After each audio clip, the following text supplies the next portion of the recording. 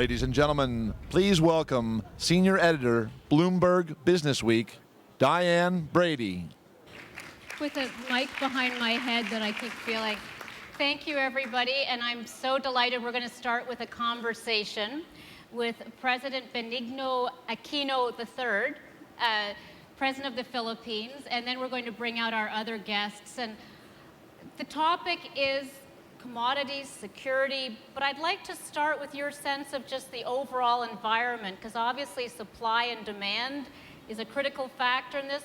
What are you seeing in terms of what are your own areas of concern? You can root it in Asia Pacific, but since we have you, we'd be remiss not to get your sense of the economy and it's growing, and tell us a little bit about that. Okay. Well, thank you, Diane. The Philippines is undergoing a transformation at this point in time.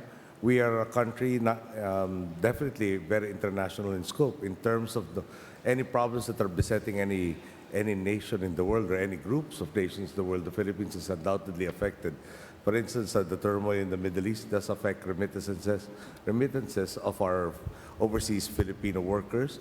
Japan is a major trading partner. The earthquake, the tsunami, and the radioactivity does impact. America is one of our biggest trading partners, and the slowing down, I guess, of the world's economy, the reordering of the same, finds us in a double transformative stage. And if we are not nimble enough to exploit the potentials, then the people, 95 million Filipinos, undoubtedly will suffer. So we are striving to become a country that is extremely business-friendly, that will maximize the potentials inherent in our country, and most of all, something that is geared towards our people, who we believe is the greatest single resource we have in our country.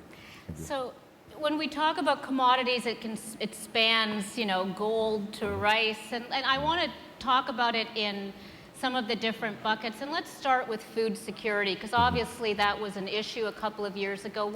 What's been done to address that, and how far are you on that path?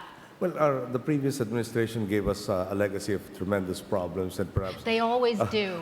No, but a totally different orientation. Their focus was mostly achieving political stability, meaning keeping themselves in power, rather than doing that which is right.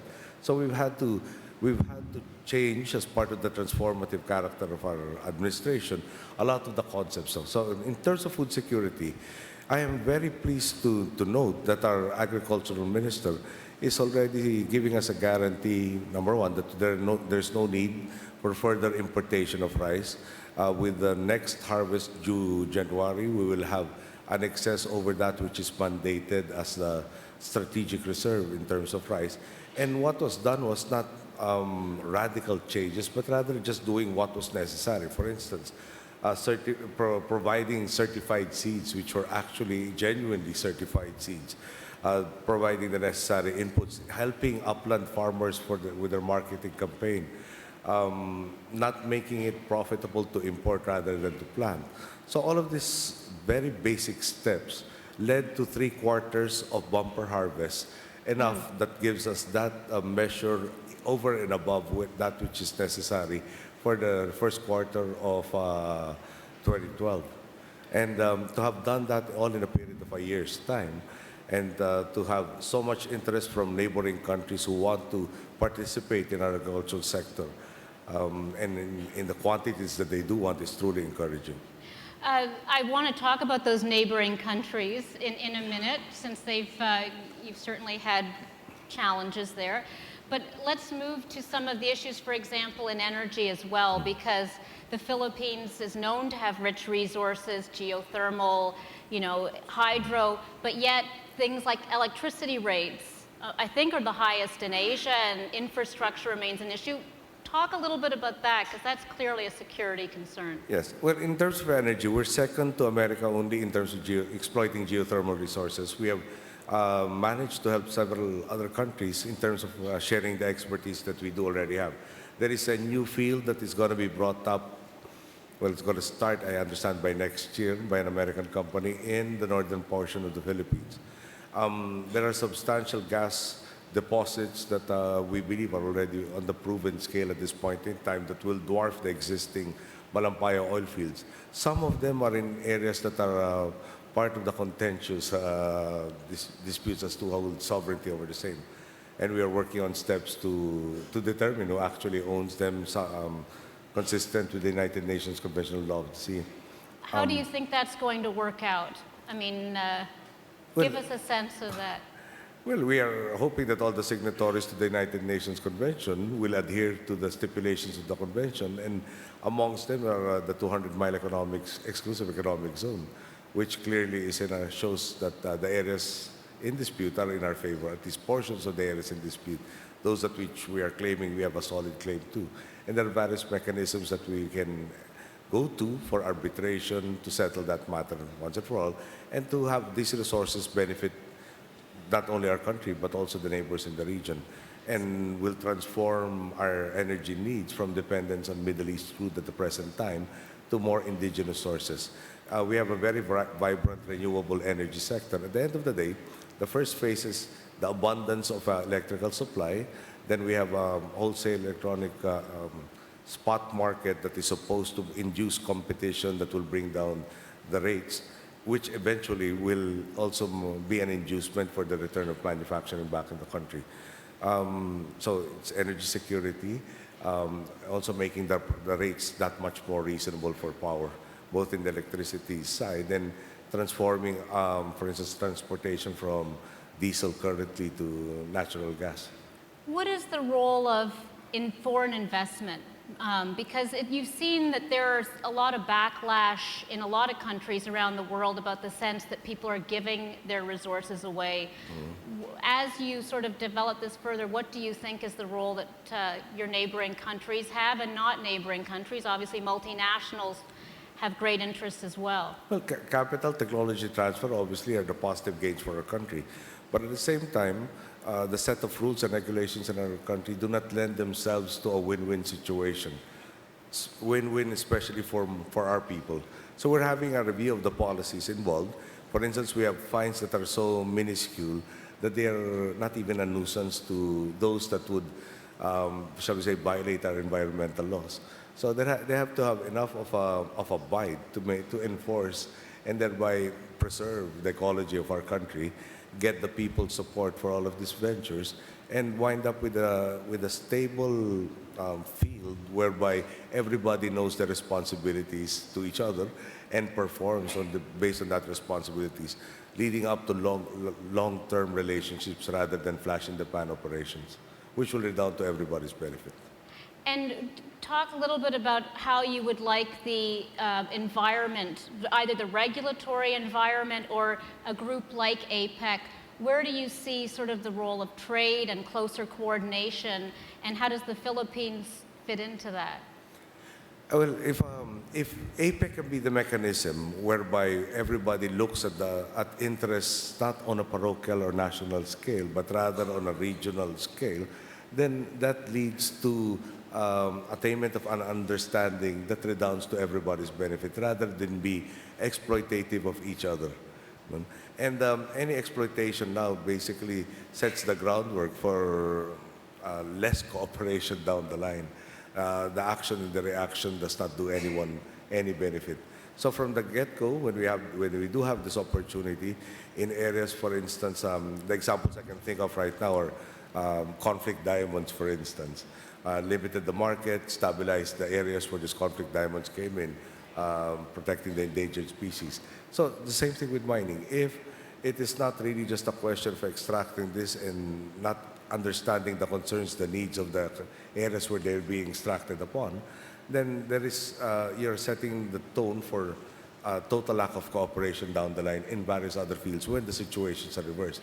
But setting the tone now, of from the get-go, understanding the other's needs will undoubtedly have the long-term relationships that can be mutually beneficial, perhaps in perpetuity. Perhaps I'm very idealistic at this point in time, but we as a people tend to trust in God and really work with the cognizance that He will be providing that which we don't have.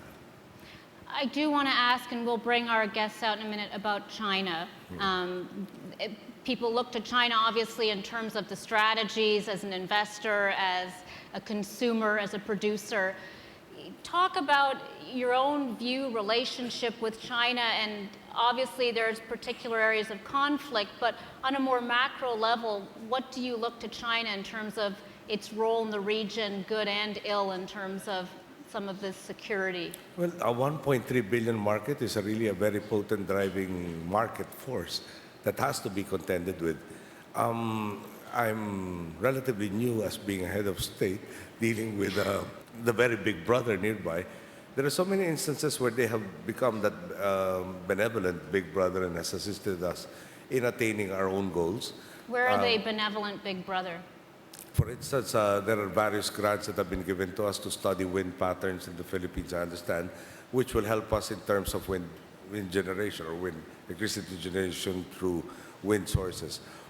Studies for various infrastructure like the railway system, assistance in disaster risk preparedness, and the list goes on, and also in financing various large-scale infrastructure projects. Sometimes there are tensions and there are conflicts, and we recognize that they are also a system relatively young in its transformative stage from basically the era of Premier Deng Xiaoping's start of the openness. They are still defining exactly the entire model of their state and how they govern their people. Wasn't Deng Xiaoping the late 80s? You'd True. say they're still new. Compared to America with 200 years or England Okay. with about 400 or 500 years, the 30 years should be in this hybrid system, might be considered relatively young. So if one looks at them as a work in progress and exercises a lot of patience and seeks out those who have like mind from the opposite side, then the idea of, again, enhanced cooperation and mutual growth can be further assured. Okay, great. I'd like to bring out our guests. I'm not sure from what direction they're going to come, but as they are coming up, or do we have our guests here? Yes, they are. From the front. Oh, from the front. Oh, mea culpa. Okay, here we, of course. I will introduce you as you walk up. First, we have Richard Adkerson, who's President and CEO of Freeport McMoran. Did I pronounce that correctly? Jing Ulrich, who is the Managing Director and Chairman of Global Markets for JP Morgan, and Frank Ning, Gaoning Ning, who's Chairman of COFCO, which is China's, is it the largest oil and food importer-exporter, right? Food producers, I think conglomerate. So I would like to start, Jing, with you, and thank you, President Aquino, for those remarks. Just to lay out what you're seeing, you know, in terms of JP Morgan, the environment, because when we talk about commodities too, there's always concern about the bubbles, and also, you know, how what's happening in Europe and the US is going to also affect these markets.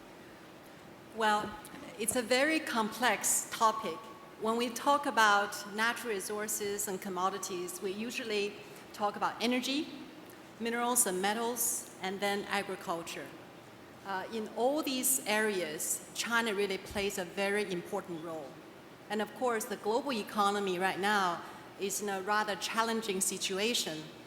Everyone recognizes that in the coming 2 to 3 years, the European economy is not going to have extremely robust growth rates.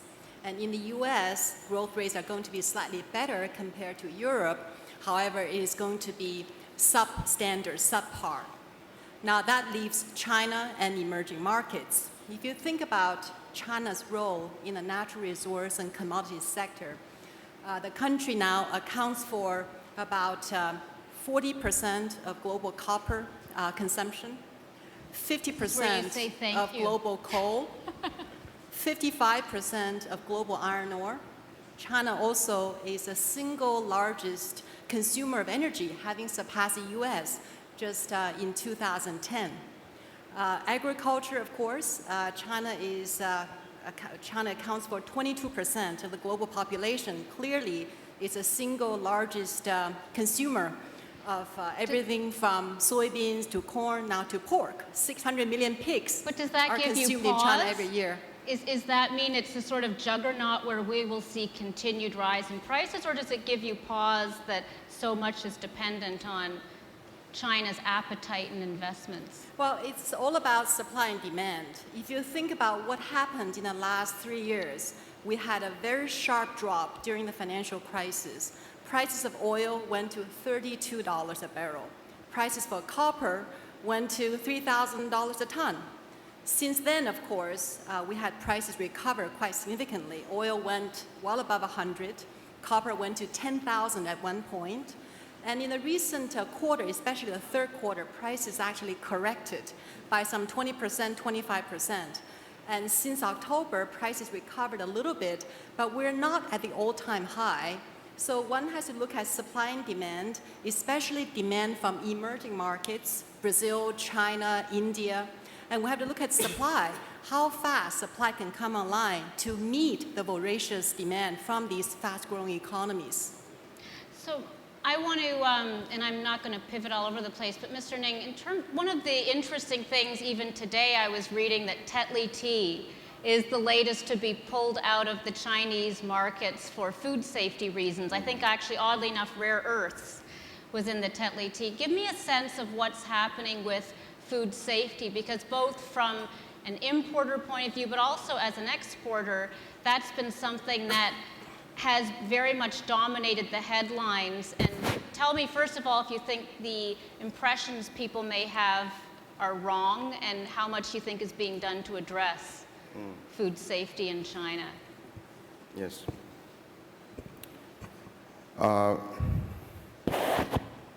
Then I think people tend to over worry in this whole food security and food safety issue because headlines on every newspaper tend to report disaster, casualty, different kind of things.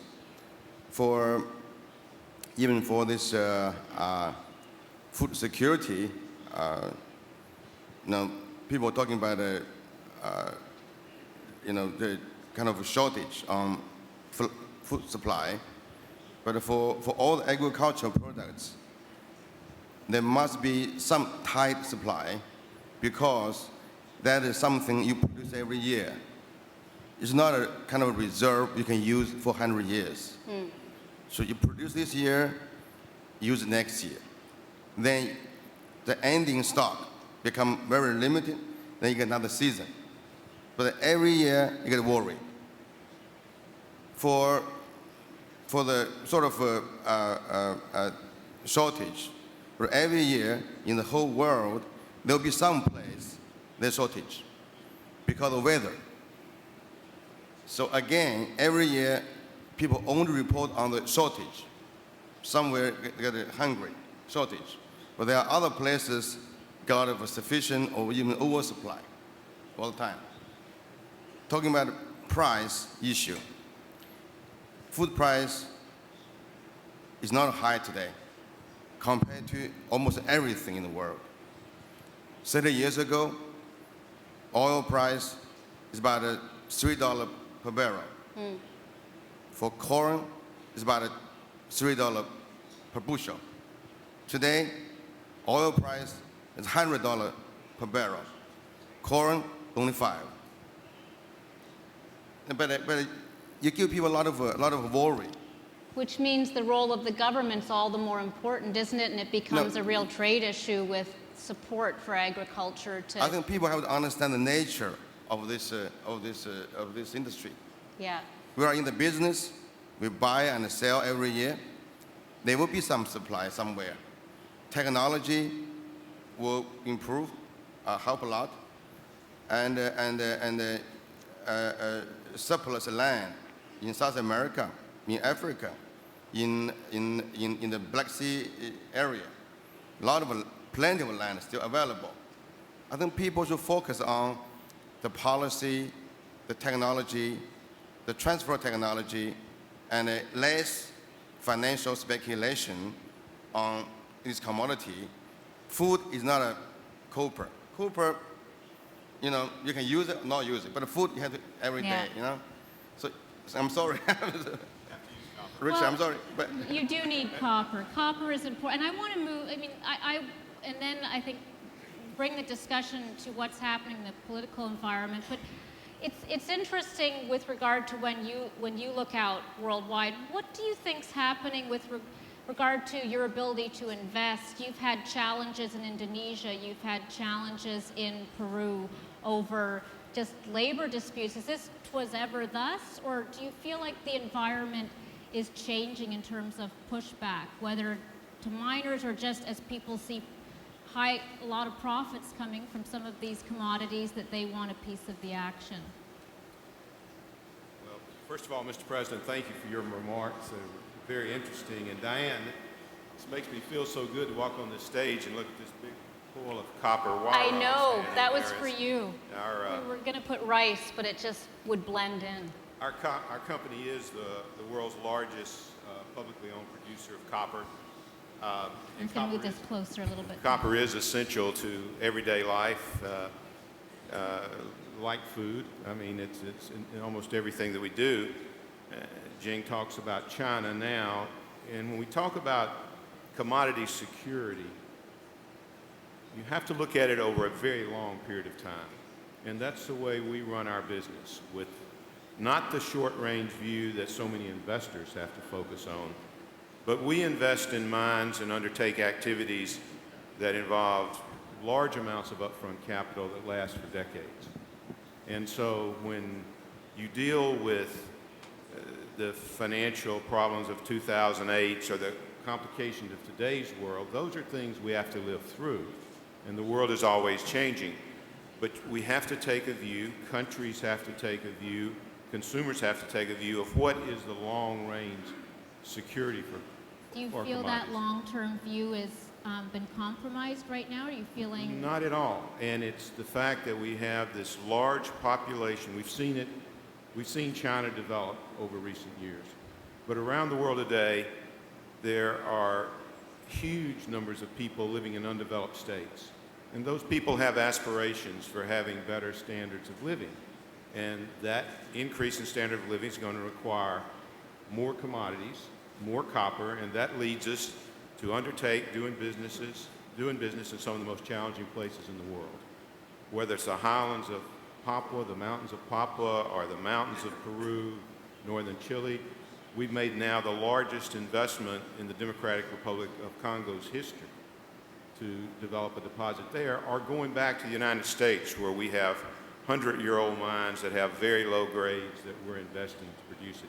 So we're running our company with a long-range strategic view.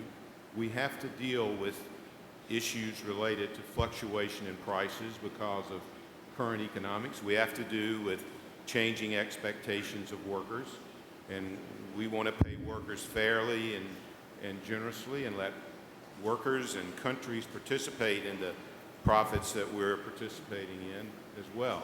But that's just part of running the business, and the mining business has always been a tough business. It always will be. But strategically, this whole issue of commodity security is important for the world, and we believe it gives our company great opportunities to participate in providing that security. President Aquino, I want to ask, and I'd welcome others to weigh in, is it feels like a very delicate dance in terms of the degree to which you want to be protective of your resources and the degree to which you want companies like, Freeport to come in and instantly bring on supply, instantly bring the efficiencies. Where do you think we are in terms of the challenges of that balancing act? Because you're a democracy and people have their say over this sort of thing. Well, we're trying to maximize the advantages that we do have. For instance, if I can go to on a different sector, we're the fourth biggest shipbuilding country already in the world. And the bulk of their production has to deal with bulk carriers. And there's supposed to be a bulk carrier glut in the market, but they're fully booked at least for 2013. One is actually expanding in the southern portion of the Philippines. Having said that, there is supposed to be a sub-school in economics dealing with people's perceptions. And the gist of it is, if people tend to foresee that the near future will become bad, it becomes self-fulfilling. No? It will be good, again, it's self-fulfilling. In a situation where there's volatility in the whole globe, and one starts diminishing further the trade by restricting access to commodities essential to keep the ongoing concerns going, then that actually hastens the situation where we all share in the suffering faster and perhaps more deeply. And the other truism that I was taught when I was studying was when an economy starts contracting, people will tend to hold back, and nobody can really predict where it bottoms out. And after it bottoms out, then you start rebuilding. Knowing all of this, shouldn't the perception be that which seeks to reverse the trend of diminishing trade, but rather of increasing trade? And perhaps that's where the balance of addressing the issues of short-term gain versus long-term advantages for our country should be weighed in. Now, we believe there's a formula that can be reached where all of the stakeholders are involved in the process of deciding. They come up with a situation that addresses each and everyone's concerns to a large degree. That might be a lengthier process, but at the end of the day, it does present a relationship that can be longer lasting rather than trying to take advantage of each other to the maximum for each and every instance. And that's where our direction is going. Jing, Diane, go let me ahead. just take one issue. You said something about mining company coming in and instantly doing something. Oh, not in, okay, you're right. Take Well, issue with and that. I just want to make a case study. We have an exploration project now in the Philippines. And we recognize to develop that project, we can't be exploitive. There has to be a fair deal for the government. There has to be protection of the environment. We have to provide for sustainable development in the area that we operate. But if everything were to go right with this project, and there's a lot of things that might not go right, including not finding the resource that we hope, but if everything were to go right, we wouldn't start producing for 15 or 20 years, in the best case. And so does it give you pause when you look at, for example, political instability in a region, in a country? I mean, how much does that factor in to your decision to know that you're making a 15, 20-year It's overriding.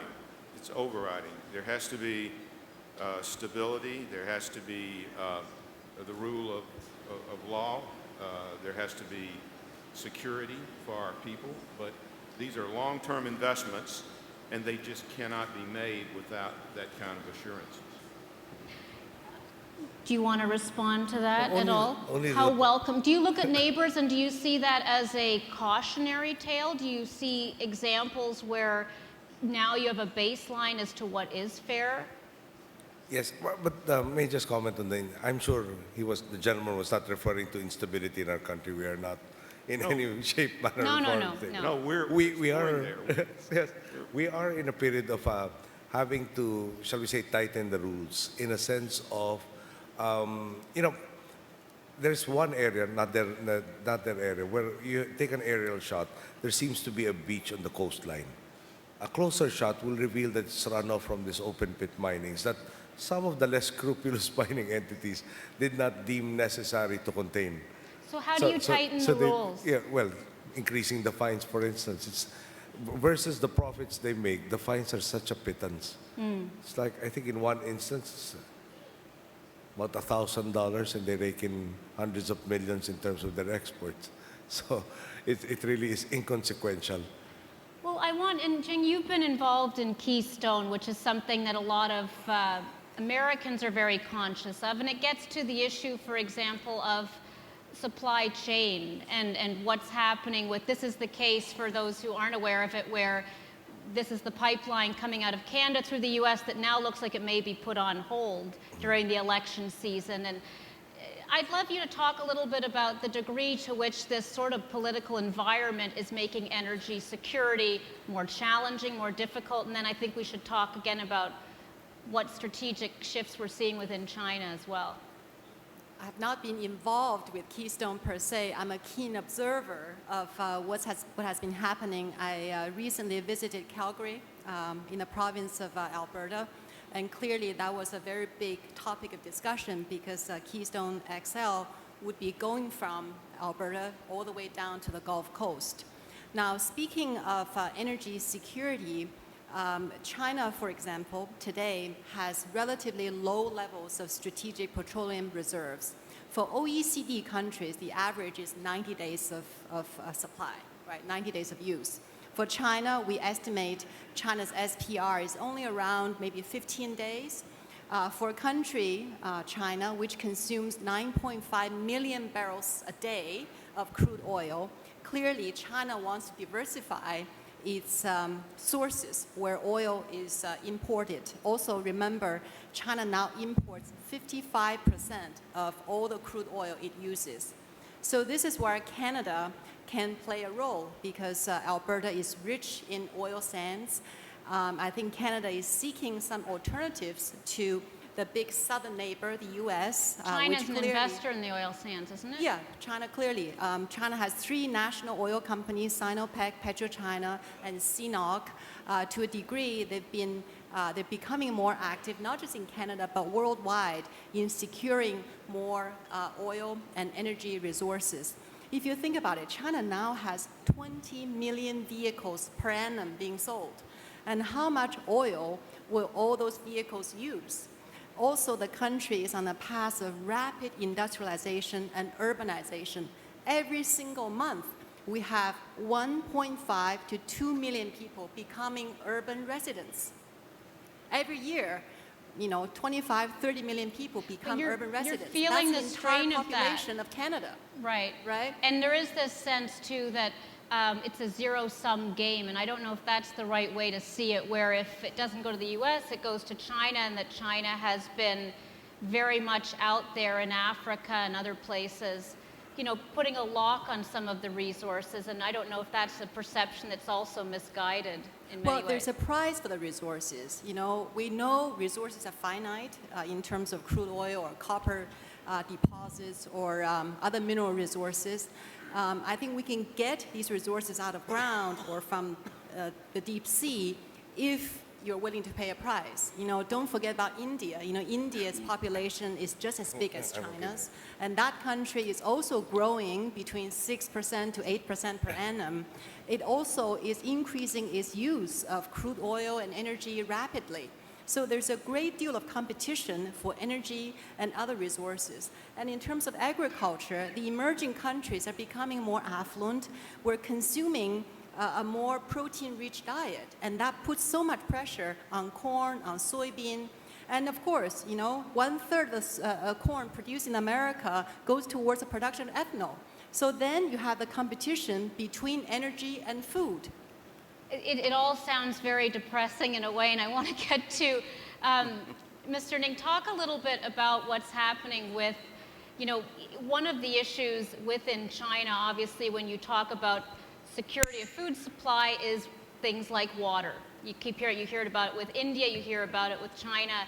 To what degree is it just inevitable issues that cannot be addressed, and how much do you think this is actually going to be addressed at a pace that will keep the food supply, for example, and other commodities keeping up with the demand, the domestic demand?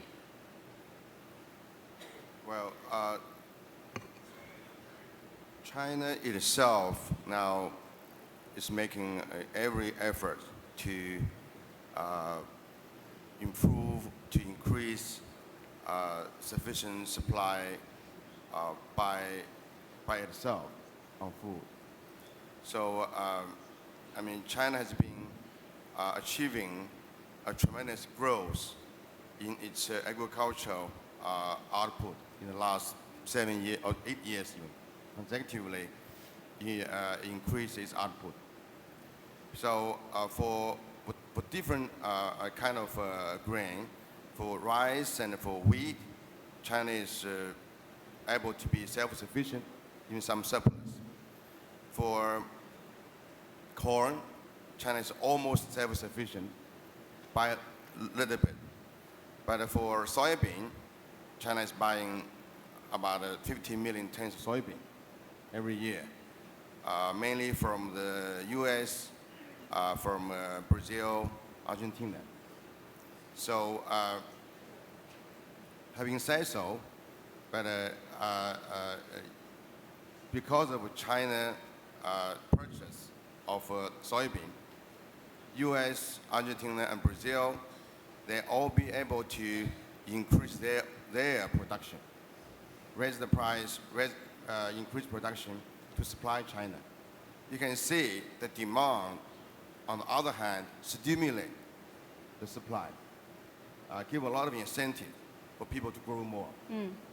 So that's why I said that you don't have to worry that much, because there will be a balance. As long as the demand is there, as long as the price is there, so somebody with working land will be able to produce. For inside China, as Jing just said, the whole kind of a demand increase mainly pushed by the new type of protein food consumption. So people eat more, let's say, pork, egg, milk, high quality protein food, then you need more animal feed and other things. So, but that trend will continue. I think it will, the whole world will be a more active and a more agriculturally more important world. And there will be more R&D money, will be more and a balanced supply from different continents to each other. What is, and I'd like all of you to address this, what do you see as the biggest challenges right now to commodity security? I mean, obviously there's a lot of concern about what's happening in the Middle East, access to capital, ability to actually sort of have certainty around investments. I'd like to start with you, President Aquino. What really is on your radar screen as something that you think is just really an impediment that has to be addressed to get to where we need to be? Well, the main point that keeps cropping back in my mind whenever I think about this is the idea of being negative about the situation, of really believing in your worst forecasts and actually conducting your actions based on the worst forecasts will ensure that there will be that contraction in the global economy that doesn't do anybody any good. Hence, to counteract it, there has to be that increasing drive to actually open up all of the barriers to trade with each other. And so it's the market pessimism forces, and the closing of the borders that concerns you? one can't help but look at how the Depression started and the protectionism that emanated, that directly led to the worldwide depression. And they were all well-meaning. So we have a saying in our country that those who do not look at their past are condemned to repeat the mistakes. So we can go forward without looking at the past. And our collective past did have a worldwide depression. Are we going to go back into that sphere? Okay. Mr. Adkerson. Well, in our business, it's clearly resource availability. It's the physical availability of resources that can be developed and mined and operated on a reasonable cost basis in the face of challenges from communities that may not want them, environmental standards, challenges in working with governments and reaching arrangements to do it. So the biggest challenge is supply. And within that, of all that you mentioned, do you feel the environmental standards are strangling your ability to do business? I mean, No. which of those? No, it just requires more time, more cost, and finding the right way to do it. In certain instances, environmental concerns will prohibit the development of resources. They just cannot be developed. Where does that happen now for you? Where it's so prohibitive that it makes what would be a promising investment one that you avoid? There are resources that are located in challenging places. There's a project today in Alaska that's one of the world's largest resources that's facing significant challenges because of its location near fish habitat. that's a challenge. But you can go time after time and find other places. But it's not just environmental, it's the combination of all these factors that's slowing down development. It's just not a question in our business of saying we want to devote X billions of dollars to find a new resources, and you can be assured that you can do that. Jing. You know, Diane, when we think about the challenging aspects of commodity security, coupled with the environmental concerns and the cost that Richard talked about of getting resources out of ground and the time it takes to get to market, we have to think about coal. China now consumes 50% of global coal. The country produces 3.5 billion tons of coal per annum. However, despite the large reserves and the large quantity China produces, China is now a net importer of coal. So China brings coal from Australia, from Indonesia and Vietnam to the southern part of the country where there's no coal. And coal reserves are largely in northern and central China. There's no coal in Guangdong, which is in the southeast. There's no coal in Shanghai.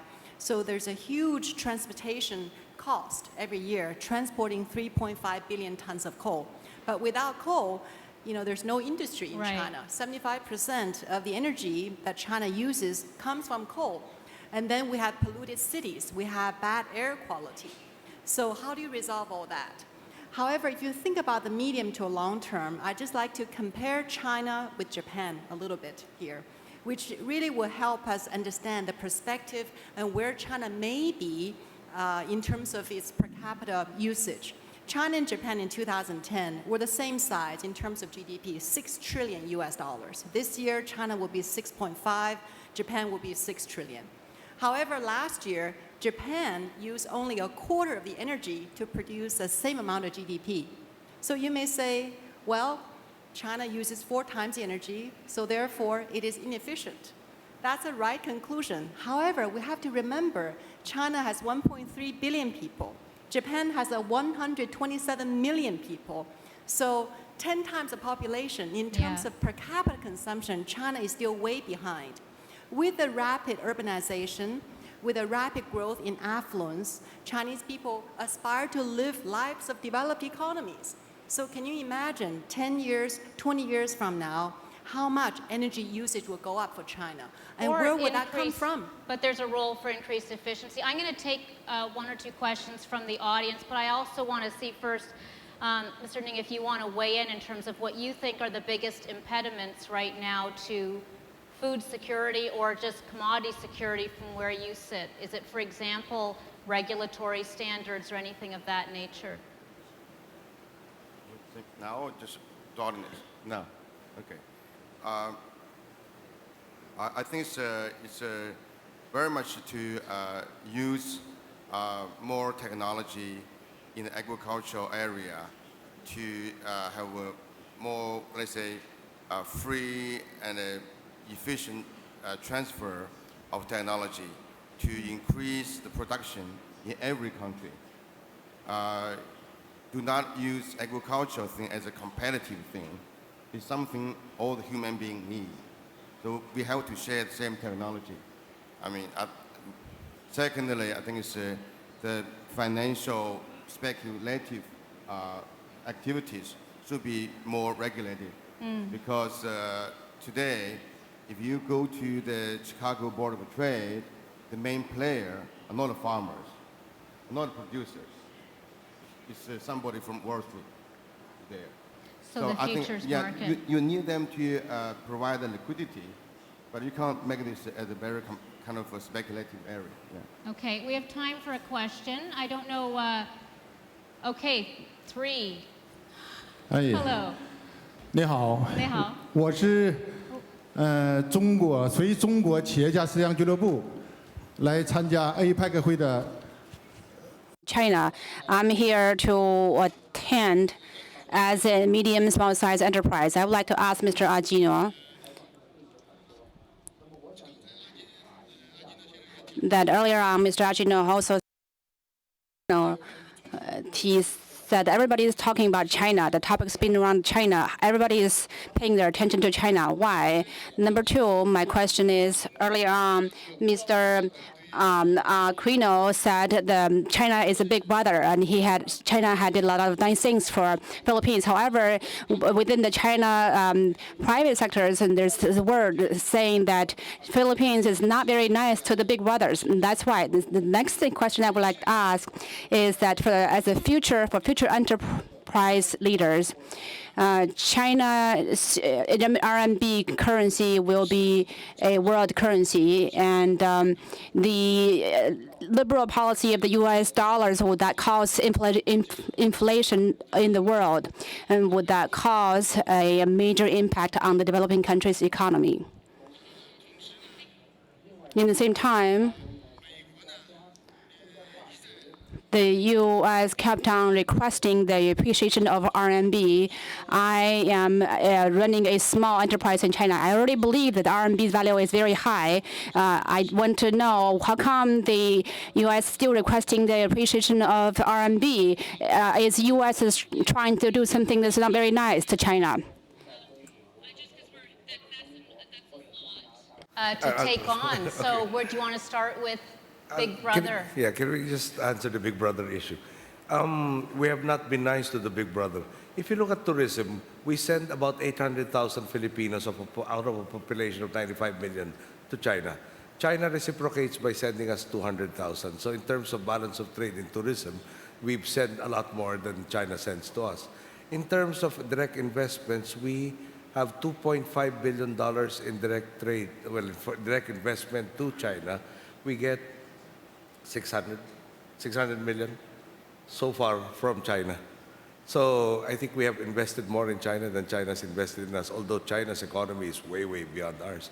So I think it would be unfair to say that the Philippines has not been a good brother to the Big Brother. No? I think we have demonstrated time and enough. Now, I'm sorry, what were the other questions? In terms of the renminbi, I don't think I'm in a capacity to answer when it will become the reserve currency. That's our currency seminar we'll do. Well, I want to finish up by asking each of you very quickly to give your thoughts of what to watch. This is a business audience, policymakers, for thought leaders. I'm just kidding. But this is an audience of people that are looking from an investment point of view, business point of view. What should they be looking for in the next 12 months? In terms of, you can root it in your own economy, President Aquino, or just on the more macro level. And I'm actually going to start with you.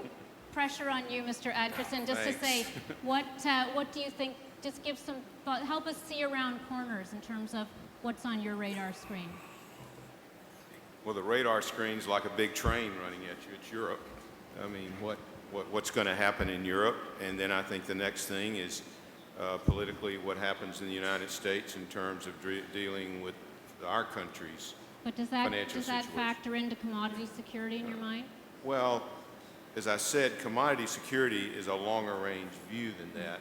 It will factor into what price the commodities sell for in the next year. But in terms of these longer range views that we talked about earlier, that those will be dealt with.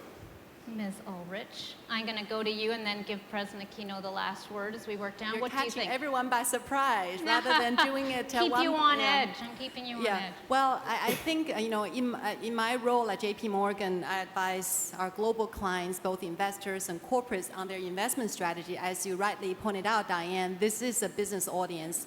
Now, I think what we need to watch in the next 12 months or 3 years or 5 years is basically where China is deficient and where China will purchase more. So I've said this in the past, as an investor, whether you're a company or a portfolio manager or a hedge fund, you have to go long where China is short, i.e. you have to buy where China is deficient. So where is China deficient in terms of natural resources? Well, China is very short of energy, i.e. crude oil.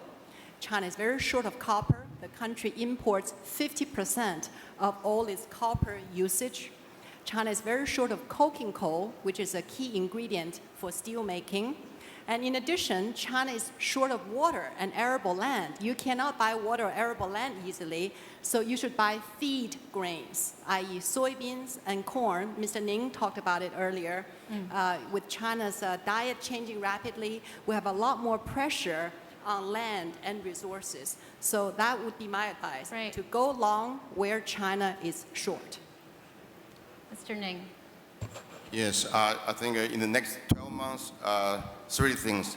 One, from the government, there should be more amicable, more agreeable policy on how to deal with European or U.S. economy, bailout or not.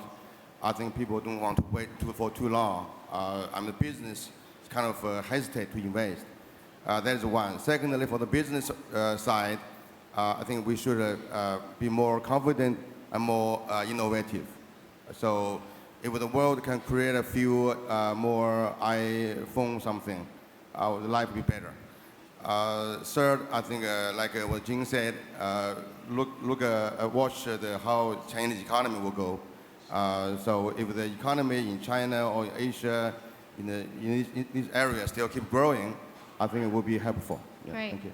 President Aquino will give you the last word. Well, as a government, we're tasked not to look at the short term, but the longer term and lay the groundwork for future interventions. We agree that China is a very dominant economic player in the world stage today, but there's a saying that says, "Don't put all of your eggs in one basket." China does have to fund its purchases also by its own trade with the rest of the world, and therefore, anything that redounds to growing the world's economy should be something that the Philippines will look into doing and actually doing something about. We are focused on really maximizing the utility of various advantages, chief amongst which is our human resource capital. We will invest further and further in improving this lot. And we participate in global fora like APEC primarily because we do believe that the problems have a commonality. And a common solution is necessary if we are to effect long-term solutions to all of this. Great. Well, thank you very much, all of you. I think it's certainly food for thought, and thanks to the audience. I'm sorry that it's a brief session, but I think we brought a lot of different perspectives, so thank you again. Thank you. Thank you for being so good natured. You were great. Thank you. You were terrific.